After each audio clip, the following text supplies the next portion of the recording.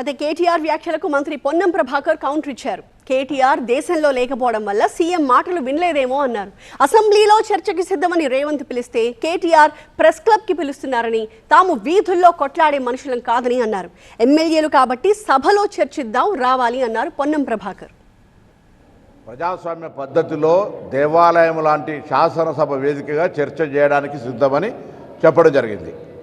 మరి గౌరవ శాసనసభ్యుడు ప్రజాస్వామ్యంలో ప్రజలతో ఎన్నికైన శాసనసభ్యుడు చర్చ చేయాల్సినటువంటి శాసనసభ కాదని పాత్రికేయులకు సంబంధించిన కార్యాలయమైనటువంటి బషీర్బాగ్ ప్రెస్కు వస్తారా అని సవాల్ చేస్తూ ఉన్నాడు. ఒకవేళ ప్రెస్ క్లబ్ వాళ్ళే ప్రభుత్వంకు సంబంధించి మీతో మాతో కలిపి చర్చ చేసుకొని వాళ్ళు ఆహ్వానిస్తే తప్పకుండా వస్తాం. అది ప్రెస్ క్లబ్ యొక్క అసెట్. అది మీరు అక్కడ బహిరంగ చర్చకు పిలవడానికి అవకాశం కానీ అది సరి అయినటువంటి విధానం కాదు.